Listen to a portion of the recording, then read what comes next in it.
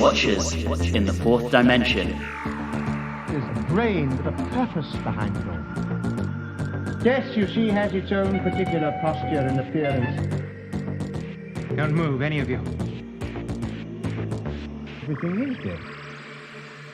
Hello, you are listening to Watchers in the Fourth Dimension. I'm Anthony. I'm Don. I'm Julie. And I'm Riley, and whatever you do, don't look into the cat's eyes. Close your own if you want to. Today we will be talking about the first story of Season 2, Planet of Giants. Welcome back to our returning listeners. Thank you for staying with us, and a special welcome to those of you who are joining us for the first time. If you want to, you can go ahead and listen back on your favorite podcasting app through our thoughts on Season 1. We have 8 episodes just waiting for you. So with that, we've had a little bit of a time jump. Doctor Who has been off the air for 6 weeks, and in that time, we've seen some changes in the world. A general election has been called in the UK for October the 15th, 1964, so that's looming. The Vietnam War is heating up. Taiwan entered on the side of the US. We are seeing the space race continuing, with both the USA and the Soviet Union launching satellites into orbit, both manned and unmanned. Speaking of the Soviet Union, there has been a coup. Nikita Khrushchev was overthrown. Leonid Brezhnev was installed in his place. And then on top of that, by the end of this story, the Labour government in the UK is in power, Harold Wilson having won the election in October, which marks the end of the first stable government in the UK since the Second World War. In terms of media, we've seen some great premieres in terms of cult TV and movies in the time since. In America, we've seen Voyage to the Bottom of the Sea, Bewitched, The Addams Family, The Man from U.N.C.L.E., and The Munsters all premiere. And then on the movie scene, we've seen Goldfinger, the third James Bond movie, premiere in London. And then, of course, the Wednesday play premiered on the BBC at the end of October 1964. So that's where we are in the news and media landscape. Moving on to Planet of Giants. We finally got to that miniaturization story that was proposed as the very first story when it was originally called The Giants and was written by Bunny Weber. However, at the time that was put on hold due to studio limitations and passed through several different writers before it landed with Lewis Marks, who started writing on a script called The Minuscules. And it was Lewis Marks who took the opportunity to add an environmental slant to the script. This story, being the opening story of Season 2, was actually pivotal to the negotiations for the show's future. Verity Lambert had just received confirmation that production would continue for at least 6 more months, and she gave Billy Hartnell, Jackie Hill, and William Russell pay rises. Sadly, there was none to be seen for Carol Ann Ford. One thing to note, and we'll probably talk about this later, this story, clocking in at 3 parts, was originally meant to be a 4-episode story. And the head of serials, Donald Wilson, on viewing the final 2, decided it was kind of slow moving and asked that they were recut into one snappier episode, and the loss to each episode was around a 50-50 split. As stated, this story even was written by Lewis Marks. This was his first of 4 contributions to Doctor Who. He will contribute more stories to the 3rd Doctor and the 4th Doctor. Interestingly enough, he actually has a DPhil, which is the Oxford equivalent of a PhD, in Italian Renaissance history. We have 2 directors credited on this story. We have Mervyn Pinfield returning. He had previously directed the first 4 episodes of The Censorites and, of course, served as associate producer on the show. And then Douglas Camfield had a credit on episode 3. This was his first directorial contribution to Doctor Who, although he technically only directed episode 4. So Mervyn Pinfield had directed the original episode 3, Douglas Camfield episode 4, and then in the version that was cut together, Douglas Camfield got the sole credit on the condensed episode 3. We have incidental music from Dudley Simpson. This is his first contribution to the show, and he will go on to provide music to over 60 stories, including most of the 3rd and 4th Doctor stories. He was a highly prolific composer and worked on a number of other cult shows, including Out of the Unknown, Paul Temple, The Brothers, which starred Colin Baker, The Tomorrow People, and of course Blake Seven. And then finally, of our notable backstage crew, we have the designer as Raymond Cusick. This was his 5th of his 10 stories that he worked on, so he'd previously been on The Daleks, The Edge of Destruction, The Keys of Marinus, and The Censorites. And so let's move into talking about the story itself. This week, our plot summary is with Riley. It was a quiet Saturday morning. The Doctor was hard at work operating the TARDIS, but it didn't quite work. Then something quite unexpected happened. He shrunk the crew. Walt Disney Home Video presents Rick Moranis as the first Doctor in Honey, I Shrunk the TARDIS. Get it now before it heads back to the Disney Vault. I would like to point out in my notes, I have predicted that would happen. That Honey, I Shrunk the TARDIS would be the summation. Good show, sir. Good show. So, season 2, guys, and unsurprisingly, we start with the TARDIS going wrong, and the Doctor's kind of cranky about this. So we're already starting to fall back into kind of old, if you want to take the TARDIS as a character in itself, we're going back to old kind of character traits here. The TARDIS breaks down, Susan has a dramatic moment, and then the Doctor gets upset. Write what you know. That said, I do like how the Doctor immediately realizes he's been kind of cranky and apologizes to Barbara for it. That was an excellent moment. Yeah, and I feel like it's really about time that he starts realizing that's something he does, and he's got that. He should also realize he is terrible at explaining things, because he just tells them that they wouldn't understand instead of actually providing some kind of explanation. Also, he apologizes to Barbara, but not to Ian. Well, because screw Ian. I mean, I think we've all agreed that Barbara is amazing, and, you know, if anyone deserves an apology, it's Barbara. So, the console broke, and then they turn on the scanner, and that breaks. Jesus Christ. Because the things outside were too big for the frame. Did anyone else think that was a really, really poor explanation? It was partially a poor explanation, and then partially a very bad foreshadowing. If it was too big, then, you know, haha. It ranked right up there with space pressure as far as explanations go. Yeah, not great. But so we've got the TARDIS just generally breaking as a contrivance to venture out into the unknown. But let me point out that we also have the Doctor in a fabulous cape, and Ian is wearing a suit, and Susan is wearing some sort of overalls. I thought that was an interesting choice. Riley, since you're the big aficionado of this, does Ian get an opportunity to change costume, or is he in a suit all story? I think we need to know, given that the previous comments on Ian's ridiculous costumes that he gets. Unfortunately, in this episode, he doesn't. He remains in the suit, but I will give him this. He does look very good in the suit. It's a good-looking suit. I agree. I would wear that to work. Also, don't diss Susan on the overalls. I didn't. I mean, I just thought it was an interesting choice. She did look good in them. I think it's an age thing. Ian gets to wear the nice dapper suit, and Susan gets to wear overalls because she's the kid. I mean, overalls is something that come back into fashion for teenagers every X number of years. When I was about 18, going on a date with someone who was a year younger than me, and she was like, I'm going to wear overalls. And I was like, wait, really? That's a thing now? Or if you live in East Tennessee, it's never out of style. Yeah, I guess in East London it's a bit more ironic. So anyway, our heroes venture out of the TARDIS and decide to split up because that always goes so well. That's what you always do when you're in a strange, unusual place. You separate as many people as possible and tell them to spread out. And so Susan, of course, freaks out when they're separated. Yep. The Doctor and Barbara find a giant earthworm, which I thought was actually very well done. So really good job on Ray Cusick on that. Oh yeah, the set work and the creature design I thought was really good. The practical effects throughout this are really good. There are a couple of moments, and I'll get to them later, that I don't think work so well, but the earthworm, the egg, the ant's eggs, the fly, the matchbox, the sink, those all work so well. And I imagine we'll return to those as we get to them, but there are one or two other moments that I think, oh, that doesn't look so good. So we have the Doctor and Barbara finding a giant earthworm, and Ian and Susan finding an egg.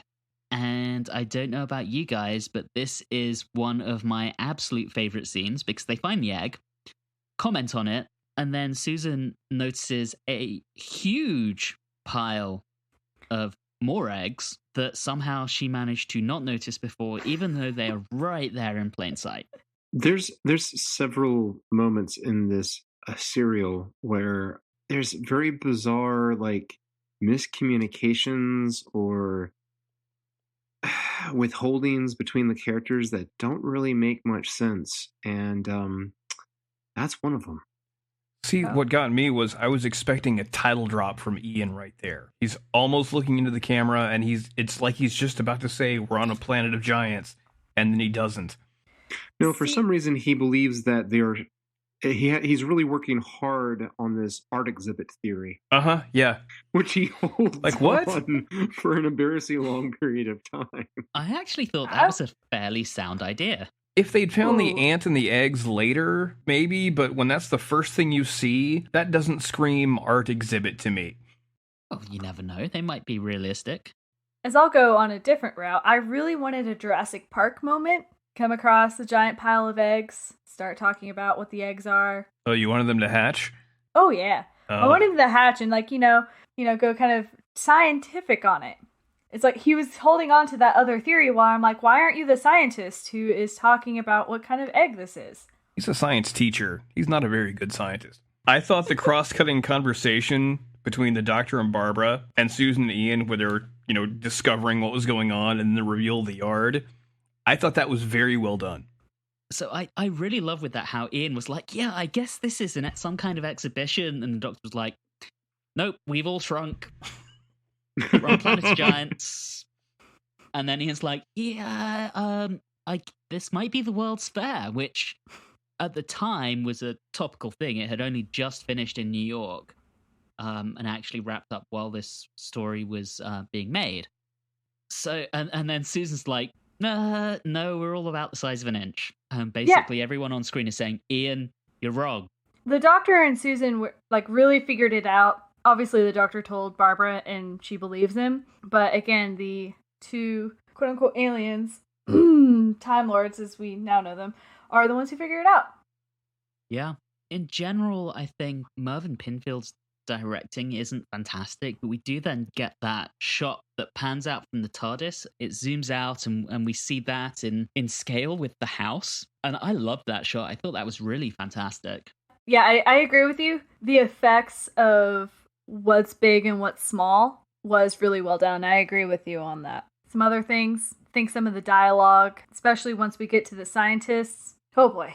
The strengths of this serial are when we're dealing with the TARDIS crew, going about being miniaturized and dealing with the problems that come with that. The other two characters of the serial have a couple problems there. In terms of that, so secondary sources, so in this case I'm thinking primarily of Tatwood and Lawrence Miles in About Time, and then Paul Cornell, Martin Day, and Keith Topping in the Discontinuity Guide talk about the scenes with the scientist and the benefactor and the cops, etc., being reminiscent of Dixon of Dock Green, a hugely successful procedural police drama at the time in the UK. To me, it felt very early Avengers-y, season 1 or season 2, and I kind of enjoy it. It feels like a guilty pleasure. I know Farrow and Forster and the other chap, I think his name's Smithers. Yes. Yeah. It feels it feels very B-movie-esque, but I kind of like it. It's like one of those guilty pleasure things to watch, those badly acted 1950s, 1960s dramas. Forrester is so menacing and so sleazy. As we're watching these early ones, I'm rewatching the Avengers, and it really feels like those surviving episodes of the first season, and I love it. See, I also had a slightly different problem. It all centers around insecticide. Yep. DN6. So my grandfather worked in insecticides, had about 40-something patents in it. And so I just sit here listening to this and I'm like, it's not all bad, guys. I feel offended to a certain degree. I've also heard some great stories about testing in insecticides, which is also very interesting. The one thing we need to keep in mind is that DN 1 through 5 were actually okay. Just D1 I don't think so. I think they didn't do anything in DN6 because it just wiped out everything it came in contact with.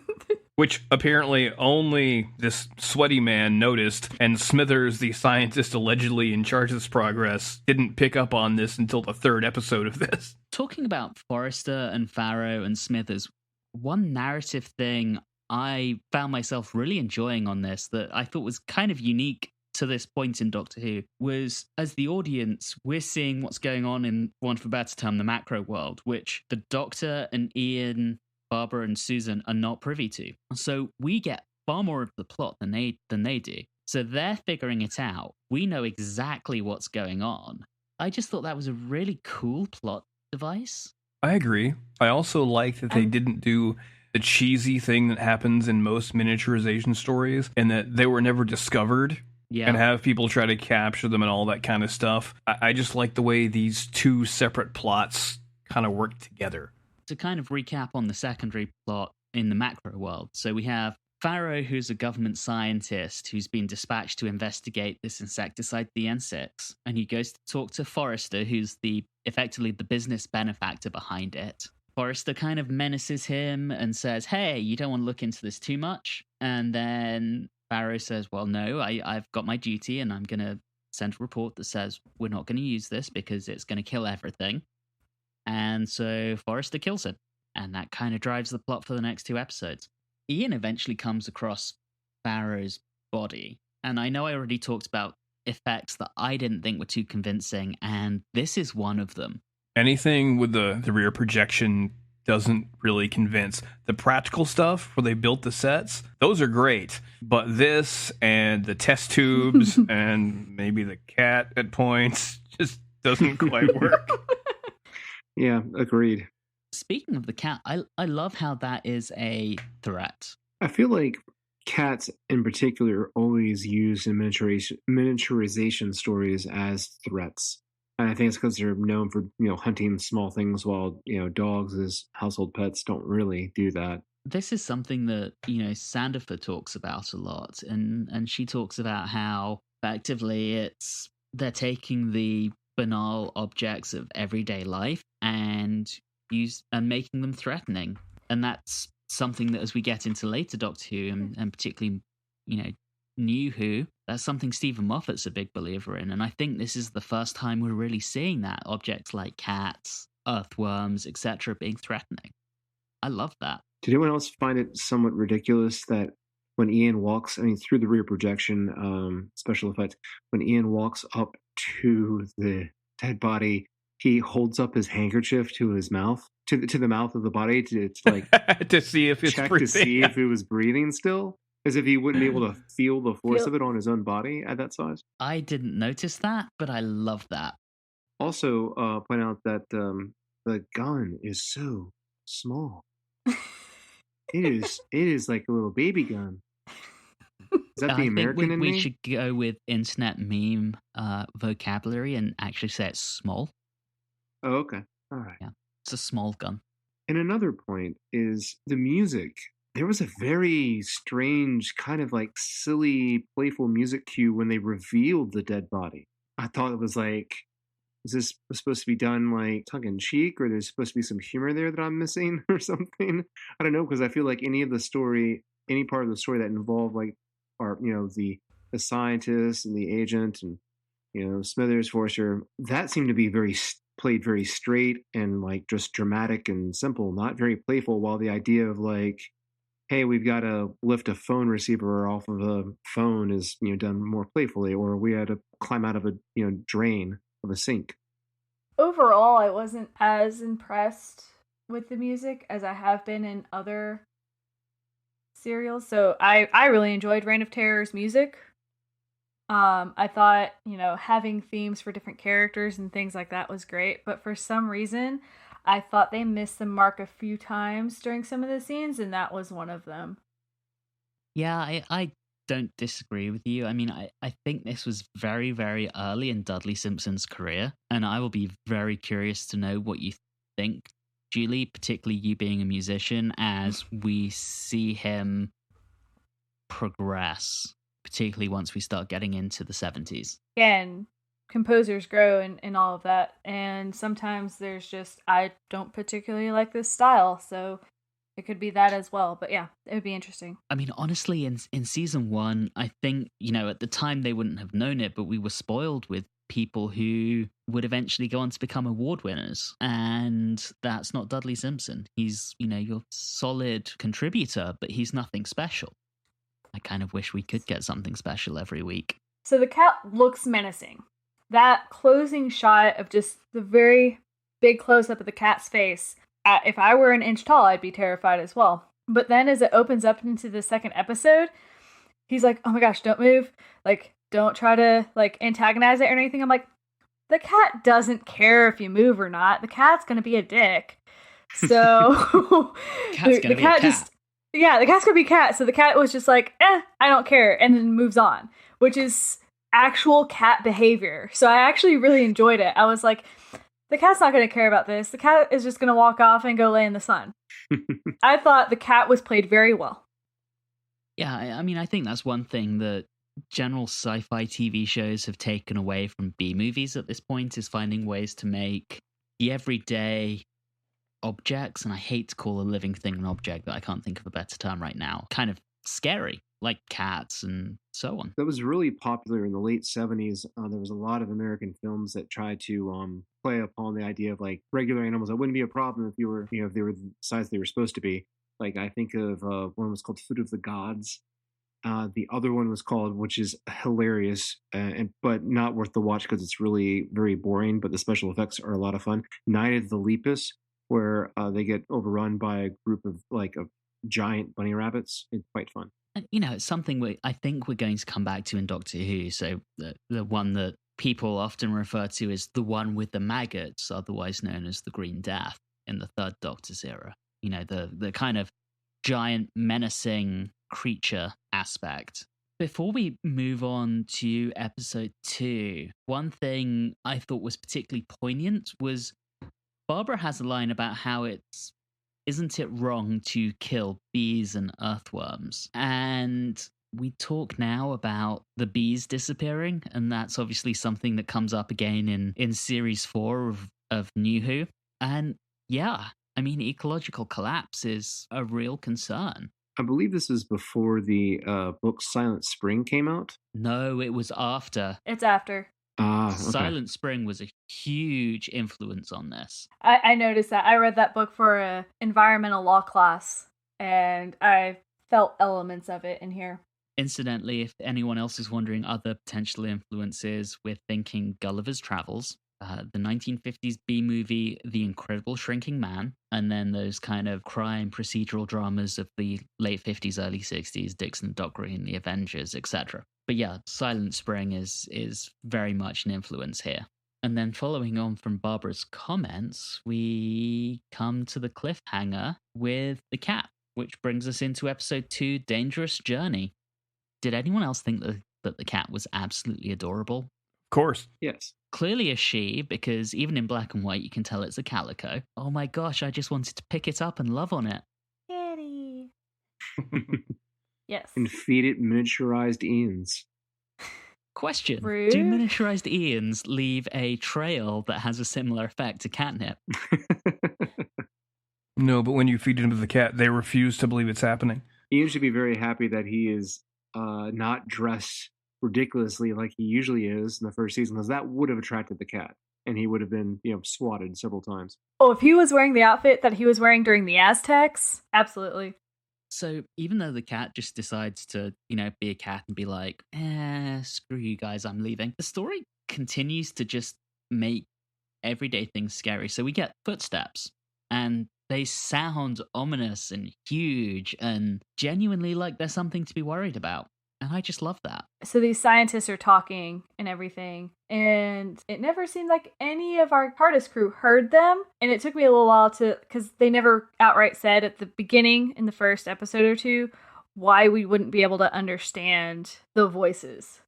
Yeah, and I think that's a fairly weird narrative device, because obviously we are privy to what's going on in the macro world. So we know things the TARDIS crew don't know, but equally there are things that they don't know that we also don't know. But it's like, so that there are plot devices like the one you just mentioned that we have no other context for. Yeah, and I think there was a line maybe in the third episode where I think the Doctor might have alluded to that fact, where I think, kind of with the telephone, where they weren't able to hear their voices because they were so small. It's something about the pitch. Yeah, it's later in episode 2 when they're in the sink, so we'll get back to that, but definitely. Yeah, I think that's when they started, that when it clicked for me, but it took an episode and a half to figure that out. I wonder if that's real as well. So we have Forrester and Smithers talking about Farrah's death. Forrester lies to Smithers, who immediately sees through him, and they come up with plans to cover it up with a boat accident, which I think is fascinating because they're going to dump Farah's body in a boat, send it out to sea, capsize it, and then what explains the bullet wound? He shot himself while fighting the current. What a terrible accident. In the English Channel between England and France. That well-known infested water. Well, I mean, he could have also had hopes that the body wasn't found. Also true. To be fair to that theory, and Riley will know exactly what I'm talking about here, being a fellow soccer fan, the English Channel is about 25 miles across at its shortest distance and maybe 50 miles at its longest. So it's not exactly a big strait of water. Earlier this year, back in January, there was a plane carrying a soccer player. I hate saying that, it sounds so American. I want to say a football player. From France to England. He had just signed for Cardiff City in South Wales, and it went down over the English Channel. And it took them, what was it, Riley, about 2 weeks to find the body? Yeah, it took a while. Yes, it did. And that was something that was high enough profile where they knew the plane had gone down. They knew something had happened. So I think the point with a boat is, if they don't know it's happened, they might not be able to find it. And I would expect maybe in the early to mid 60s that the technology to be able to actually get down to the base of the sea and find him might be somewhat lacking. So you might be onto something there.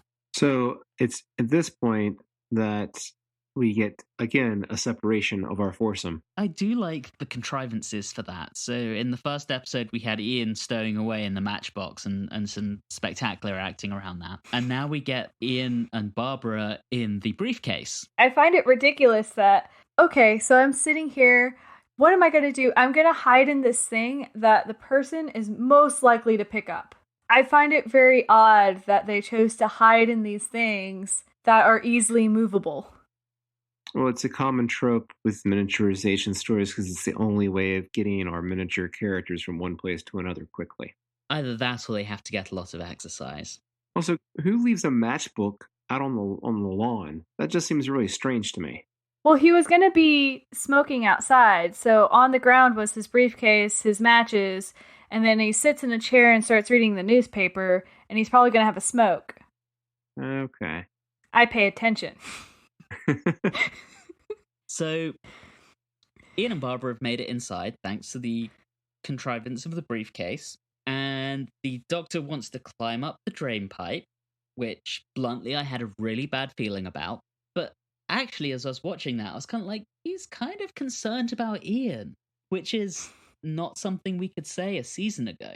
His character's definitely changed. He cares about the people he's traveling with. He doesn't want to brain them with a rock. We've seen some progress here. We are actually pretty close to a fully baked doctor. But he gets really excited about the concept of starting a fire later on. That is so strange. There will be no fire. Anyway, they climb the drain pipe, and in the meantime, Barbara picks up a grain of... Okay. We're at what I believe is the strangest, most difficult to understand part of the script, part of the character. I don't... Here, let me sum this up for you. Let me just make it simple. Why the hell didn't she tell Ian right then? No, but she says to Ian, I touched this thing and there was something sticky on it. And he completely ignores her for the rest, and he can't remember. And even after she collapses in the third episode, he still is like, I don't know. Like, and when the doctor's like, "It's on your handkerchief," he still can't remember that he gave her the handkerchief because she had something sticky on her hand, and she said so. Guys, it's 1964. This has to be intentional, right? Do they really just make Ian completely just not even listen to anything that she said at all? Just went on oblivious. Let's think about it. The other problem, though, is that then, while I understand while Barbara would be very upset about that, I also don't see Barbara as a person who would just out of spite, I'm going to let myself die from, being poisoned because he didn't notice when I said that I had touched the wheat. I mean, at this point, Ian stands there and describes absolutely everything other than the insecticide as much more important. Your colleague and future love interest, spoilers, has touched, and you're just like, yeah, that's not important, bitch. Well, I think one of the interesting things, though, it was talked about in the 3rd episode, but insecticide as a full-grown human being affects you differently than as a shrunken human being. So Ian's first reaction probably wasn't, oh, since we're small, maybe it will affect us this other way. So I could actually, to a small degree, understand why, he might not think, oh, this is a terrible thing. Like, you absolutely can't touch this because it affects people. It affects them differently on a different scale. The doctor obviously understands it. He has a little bit more, knowledge of the world, universe. But Ian is probably still thinking as if he were a normal-sized human being. Yeah, I think that's fair. I mean, I think in similar circumstances, I would be thinking, oh, well, along what would be, the most normal thing for me, and maybe not think about the nuances of the circumstance. So, Julie, I think you're onto something there that maybe we missed. Ian's not just a dick. After that exchange, Barbara encounters the fly. Great creature work on it. Oh my gosh, I thought that was outstanding work. Very well done. If they didn't have that much of a larger budget, how were they able to do some of the stuff that they did? It looks so good. It's really good. Sometimes practical special effects do a better job than the current CGI. I believe it has a lot to do with the, I think they just haven't really grasped it. The human eye can really see weight and mass properly. And when something is just purely not there, it just seems a little too flimsy. I also think this is something we'll get back to when we get to the 3rd Doctor, but this being in black and white really helps these kind of effects. Very much so. I believe it. I mean, again, when we come to the John Pertwee era and start to see, I'm thinking of one story in particular, we see a giant fly again, and it's nowhere near as convincing as this. But is it as good as Jeff Goldblum as the fly? Nothing's ever as good as Jeff Goldblum in anything. That movie is so good. I mean, anything he's in is so good. He single-handedly saved Independence Day resurgence. Anyway. So, Barbara faints. Barbara faints. We get another little bit of interaction between Forrester and Smithers, where Forrester is motivated by money and Smithers by science. And it becomes very clear that Smithers is being manipulated by Forrester to everyone except for Smithers. And then we get the Doctor and Susan having scaled the pipe. Which is impressive, by the way. I mean, the dude is, at this point, we have no idea of his species or their capabilities. So we assume he is like a 60 to 70-year-old dude. And he climbs up a drain pipe, which is really impressive because... With no rope. I was going to say, how high do we think that is? That's probably like... I mean, compared to their size and scale. Yeah, it's pretty high. Skyscraper height, do you think? And all they could use were the rusty footholds within the pipe. So they get to the sink and they realize it acts as an echo chamber. Ooh, I wonder if that will be relevant later. And then we cut back to Ian and Barbara, and she is getting increasingly upset, wanting to tell him that she touched the seed, but keeps getting interrupted. And we cut back to Forrester and Smithers saying, let's go get this muck off of our hands, referring to Farrah's blood. Charming. And they say, oh, there's a sink in the lab. And the Doctor and Susan are in it. Ruh-roh. Never has hand washing in a sink been this suspenseful. I mean, that really does go back to that idea that everyday things are becoming a threat in this story. It's amazing how something as banal as emptying a sink can become a cliffhanger. Well, I mean, it works okay. I don't know, like maybe there was a shot like inside the drain while they're holding on to like the inside of the drain as the water is like trying to knock them off and they're just hanging on. That would be a bit more suspenseful. I'm with you. So, with that, we have the Doctor and Susan hiding inside the pipe, and we get to another cliffhanger. And I really think this actually shows the power of the miniaturization concept. We've had a cat as a cliffhanger, and now we've had the emptying of a sink. And these are things that at least I experience one of these two things every day, and I know the rest of you on this experience two of these two things every day. I'm always threatened by my cat trying to eat me. It's true. I just don't wash my hands. No, I kid. I just don't have a cat. I wish I did. So that takes us into episode 3, Crisis. This is where we start to think about what was episode 3 and what was episode 4, where it's about 50-50 on the two parts. So I would make the fairly safe assumption that in the 25-ish minutes of this episode, 12 and a half are the original episode 3, Crisis, and 12 and a half are the original episode 4, The Urge to Live. Did anyone else feel that this one feels a lot snappier because of that? Absolutely. I was really curious as to what they cut. My guess is that I think they cut a subplot of a very tender romance between the phone operator and the police officer. They were married, so I guess they didn't really need to do that. I know the rest of you watch this on BritBox, but on the DVD there are reconstructions of the original episode 3 and the original episode 4, and I can tell you, you are not missing a damn thing. I'm not surprised. I can only assume there was something about Barbara wanting to put off going back to the TARDIS to stop the release of this insecticide, because there was one cut that felt really jarring. They were responding to something that just wasn't in the episode at all. I think you're probably right, and we'll get to that when we get to it. So we start out with the Doctor and Susan being perfectly fine, hiding in the overflow pipe. And then we cut to Barbara despairing, and Susan and the Doctor climb up the pipe and be like, hey, sup bitches, we're all good.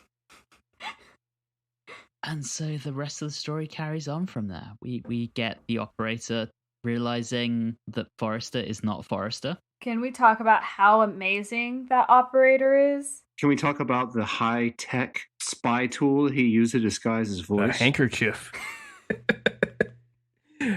That's one of those things that feels very Avengers-y to me. But he didn't even try to change the way he talks. Exactly. We first mentioned the operator. What I find amazing is I think it helps that they're in a rural setting. If it had been an operator in a city, the operator would have been too busy to really pay that much attention and wouldn't have known these people by their voice. I think it was very important the setting in which we were in so that the operator actually knew Dr. Forrester. Not Forrester. Sorry, the doctor. Oh, yeah, God. You're thinking MST3K. Yeah. Sorry. A normal, a city operator would have been like, whatever, and moved on. We're going to get so many complaint emails from city telephone operators now. Because there's so many of them. I mean, the operator's the hero of this story. No doubt about it. So we cut back to our friends in the TARDIS, or friends from the TARDIS, even. They keep talking about only needing a cure if someone's infected. Jesus Christ. Why does she just not say something? Why does she hold on to it? Hold on to that information? It's like she's like just angry at everyone that they didn't know. When it's like, well, you said it once and only to one of them. You hadn't even told the doctor or Susan, so just tell them. And here's the thing. I'm British, if you guys What? haven't noticed. What? Yeah. And I grew up around that whole stiff upper lip bullshit. And after 8 years living in the USA, I can say that bullshit. And even I, in the height of my Britishness, if I had thought, oh crap, I might die from this, I probably would have said something.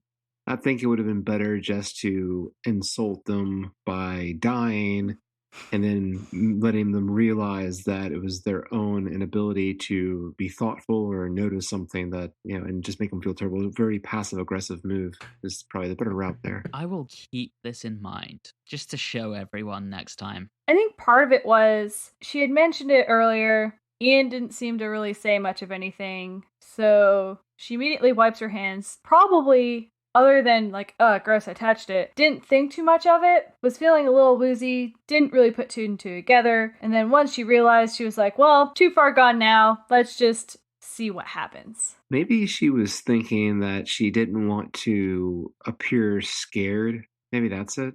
She doesn't want to seem like she's freaking out like Susan. So, I mean, maybe she's like, I don't want to tell them that I'm dying of this, because then they're going to be like, you're the new Susan.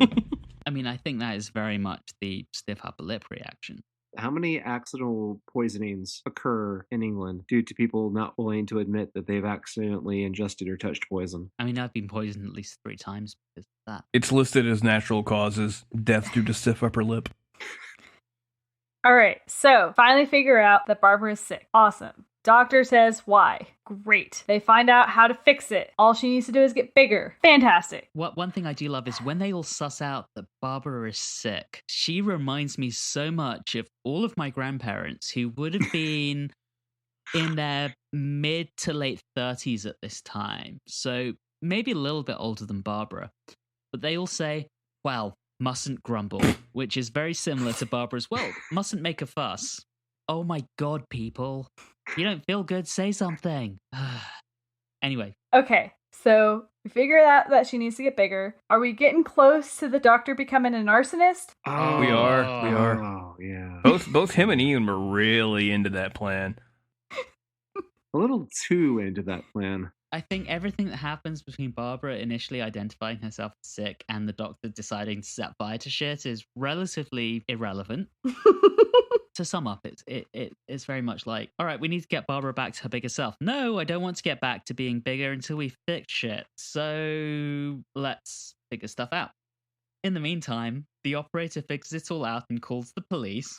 And while the police are on their way, the doctor and Ian decide to burn it down. Commit arson. That'll show Thatcher.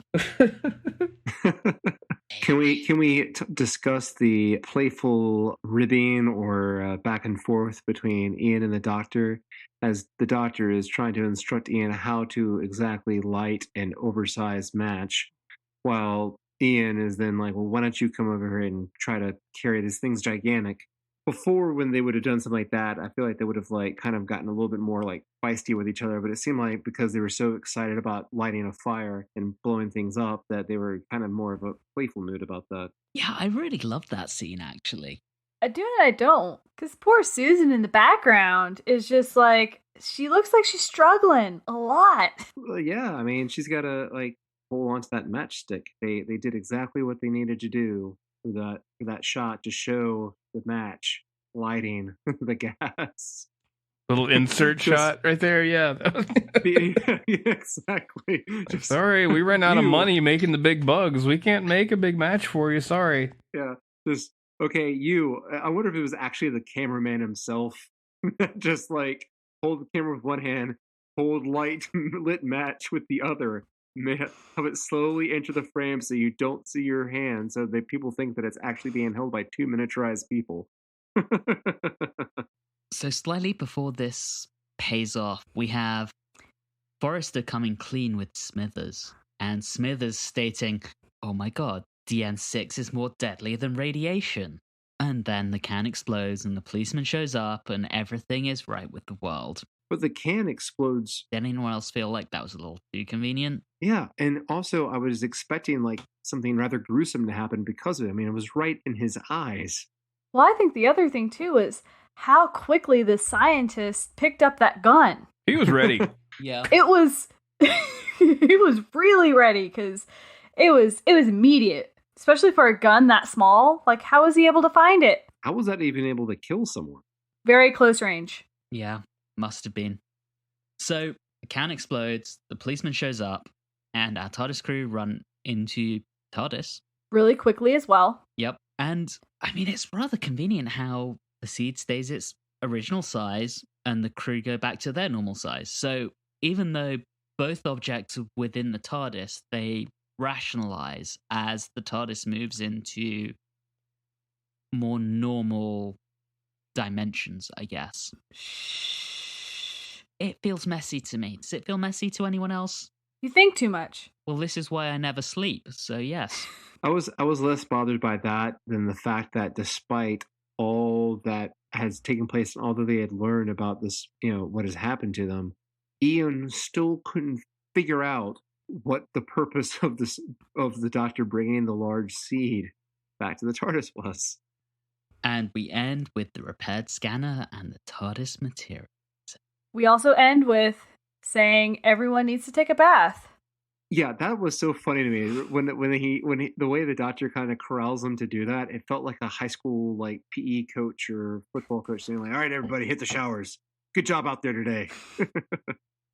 Before we vote, we have 2 items of discussion. Firstly, we have the metrics.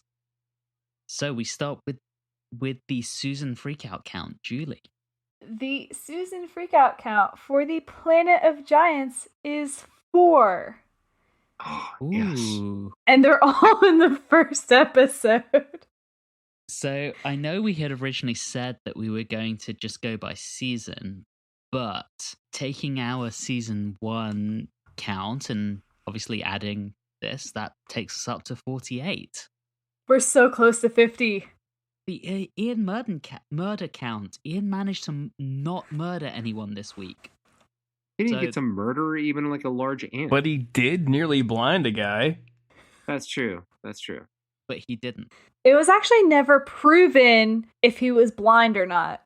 That's true. So, the final thing before we take a vote this week, this idea of the giants, the miniatures, that's been something that has been floating around since the original documents for the commissioning of Doctor Who. I want to know from each of you, did it work? Was it worth the payoff of an entire season?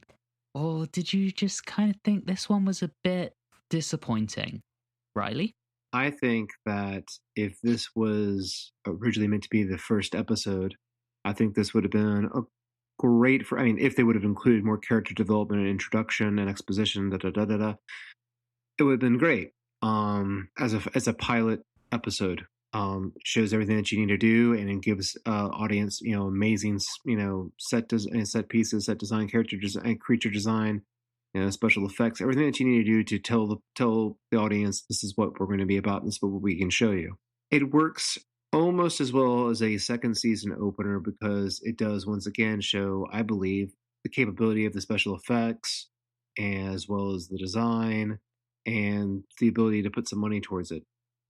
But I would say if you've been sitting on the script for a year and your underlying B plot is something as basic and uninspiring as this, then you should have come up with something better, something that would have been maybe more directly interacting with the miniaturized crew. Yeah, I think it's more of a tech demo of an episode more than anything else. All right, thank you. Julie? I think one of my major issues was I grew up with Honey, I Shrunk the Kids, both the movie and the show that I actually enjoyed. So first it was kind of like, oh, well, this is that a little bit all over again. Obviously, this was done first. I think, again, kind of what Riley said, from a set design perspective, from a visual effects, this is a fantastic episode. But characterization was slim. If you were to have taken Barbara and Ian and immediately thrust them into this, it wouldn't necessarily have proven, oh, I have a box that can go through time and space, and kind of limits a little bit of what Doctor Who is from that perspective. And then to sit on it for a year, I don't know that it held up very well, other than a visual effects perspective. So I could take it or leave it. That's fair. Don, I think I'm going to be repeating. Was it worth the wait? As if there's some sort of anticipation. I went into this episode without any sort of grand expectation, like, oh, I've been waiting for this miniaturization story for so long.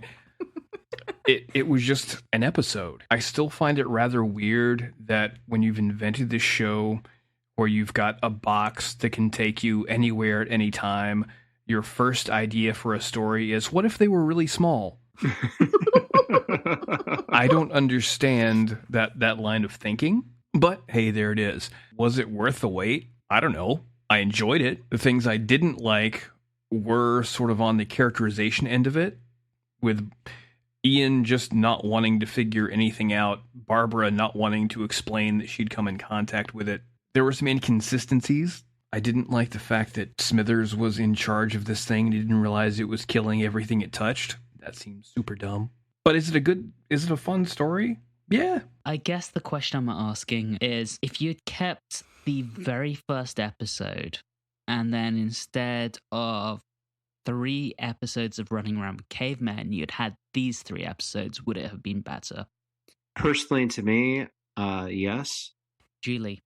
As is, or just the idea of it being... Minor adjustments on the assumption that you would not know these characters in the way that you do now.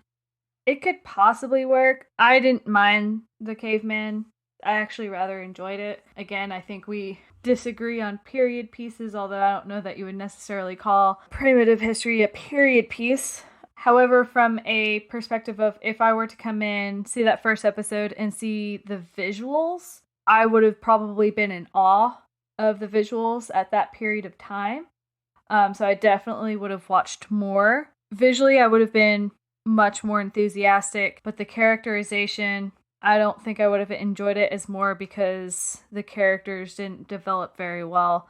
Makes sense. Don? I'm going to have to say no, simply because I think the story works as something different from the usual fare, but as an introduction to a series whose main facets are time and space travel, and this doesn't really have either of those. I don't think this would have made a good introduction to the series. I'm with you on that. I like the concept behind it. Equally, I think it's very important to show TARDIS is capable of traveling in time, forward, backwards, sideways. And this is a sideways story. In An Unearthly Child, we went backwards. In the Daleks, we went forwards. If we were going to use this one, we should use it as a replacement for The Edge of Destruction, right? So rather than using a story where we are in the TARDIS facing something, we need to use... This should have been used, if this was going to be used in season 1, as an option for the 3rd serial, rather than the first. With those thoughts, let's vote on this story. I thought this story was enjoyable. I thought it had its faults. However, for me, I'm going to give this story DN 6.5 out of DN 10. Don, over to you, sir. This is a difficult story for me to rate because inevitably our ratings wind up being compared to how we felt about other stories. I enjoyed this story. It wasn't the best story I've ever seen, but I like the fact that they edited it down to something, so it kept moving. It was fun. I liked the way the 2 plots worked together without overbearing on each other. I'm going to give it 7.5 giant matchsticks out of 10. Over to you, Julie. Oh man, I think for once I disagree. I could not get interested in this story. I can't quite place my finger on it. I think part of it is I felt the acting was a little bit more wooden than it had been in the past. Ian just was not on fire. You have Barbara just not telling anybody what's going on. Susan had her freak out moments at the very beginning, and then the rest of the time she's just fine. The Doctor starts off tired as soon as the TARDIS starts going wrong. I did not quite enjoy the kind of B-movie-esque feel of the scientist and Forrester. I don't know exactly what it was. I did not enjoy this one quite as much as I have the others. I am giving it 5 competent telephone operators out of 10. And Dr. Shrek. Oh, Doctor. Okay. This is the opening episode, starting episode of season 2 of Doctor Who, and I really enjoyed the season as a whole from my previous watch. And watching it again, I enjoyed it just as much. And that's not to say that this first serial is not without its faults. It definitely has several. I think that they could have intertwined the two plots a lot better. I feel like we could have gotten situations where we're just going from one pitfall to another. You would think that we would have maybe some more moments of like character building of the TARDIS crew or some sort of development there. I mean, I feel like there's a lot of opportunity for this to be fleshed out and given a lot more than what it is. On the other hand, though, what is it? It looks really, really cool. It's fun. They did a great job of not falling into the same mistake that they did in the previous season. They knew to cut, and so things are moving. You are never watching an episode and realize this episode didn't even need to exist. It's short. It's to the point. You see some cool large stuff. You see some interesting little gags. So I would give it 6 out of 10 rusty footholds in a drape pipe. So with that, this gets an overall score of 6.25, which means it's officially better than Marco Polo Okay. and the Sensorites. Yay! I thought you were only going to say 1. And on a par with The Edge of Destruction. Thank you for listening to us. We appreciate you. We will return in 2 weeks' time with our commentary on the Dalek invasion of Earth. Thank you, and have a good one. You have been listening to Watchers in the Fourth Dimension with Don Smith, Julie Philippek, Riley Schreck, and myself, Anthony Williams. It was recorded on Wednesday, February the 27th, 2019. You can find us on Facebook, Instagram, and Twitter at Watchers4D. If you're enjoying this podcast, please leave us a review on your preferred podcasting app. And always remember, it's probably best to avoid touching unknown things, particularly unknown sticky things.